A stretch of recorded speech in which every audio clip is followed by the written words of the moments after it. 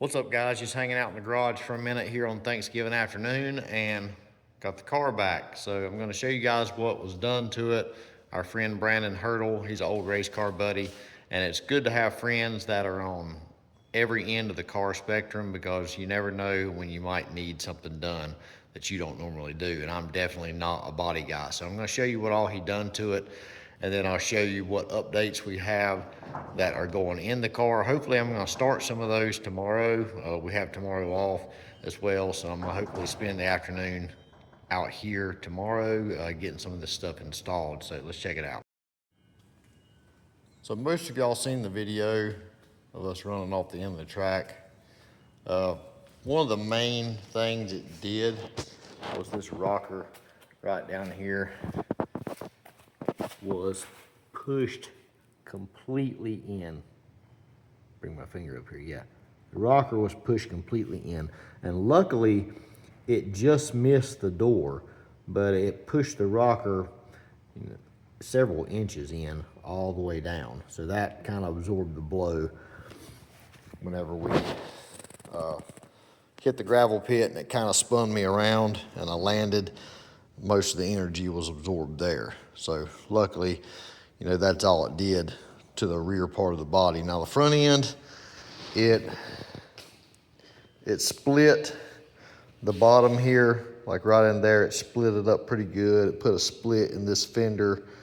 It separated the hood here where I have it bolted to the fenders, because all this is separate pieces, and we bolted it together to make it a one-piece front end. It ripped this headlight off, which I don't think I'm going to go back with those headlights. I think I'm going to take this one out and take the brackets off and just do some kind of really small, lightweight LED, maybe a carbon block-off panel or something there, because those lights are kind of heavy, and that's a lot of stress on those fenders trying to hold those things up just with the way the bracket is, because it's just glued on to the side of the fender like panel bond.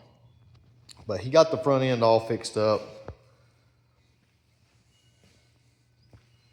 All the cracks smoothed back out, which, this front end is kind of a made front end anyway.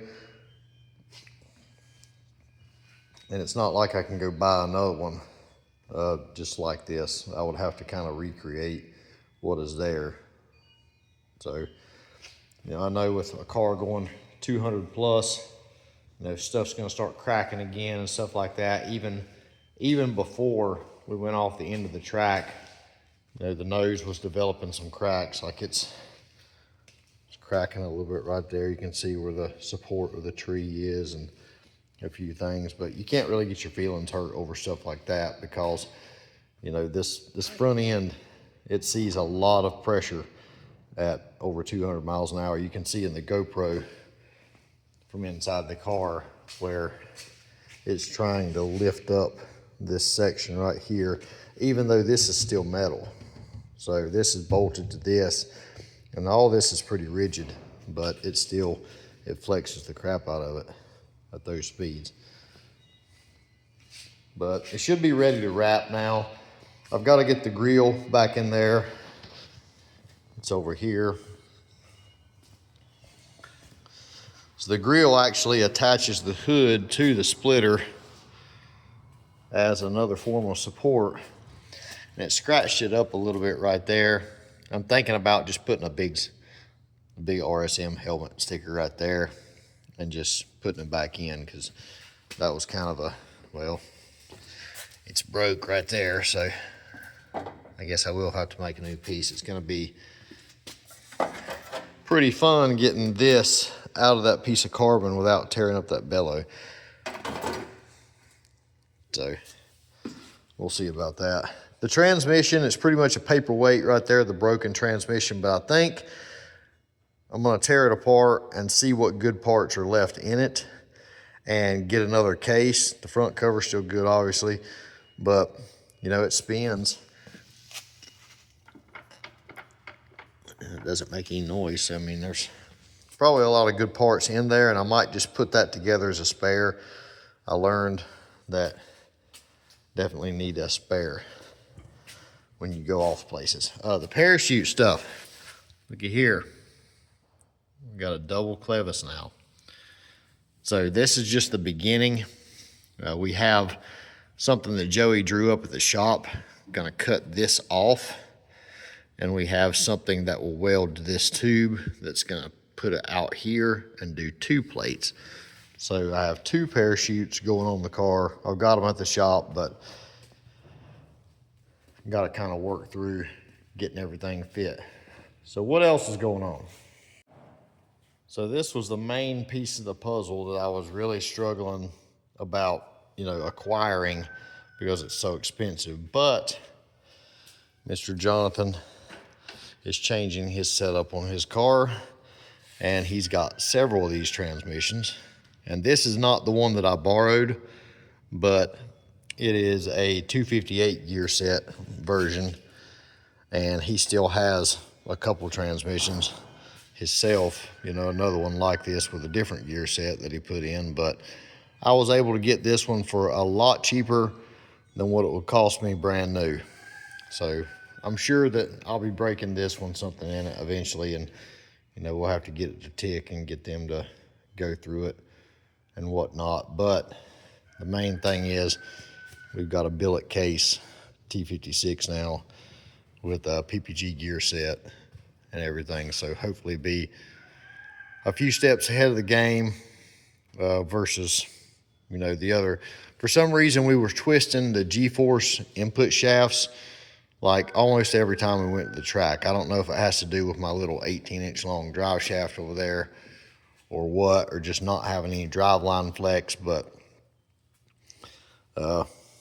with the one I borrowed up there in Wisconsin, it did not twist the PPG input shaft. So I don't know, what the main difference is there, but apparently it is going to hold up better than the G-force in my application anyway.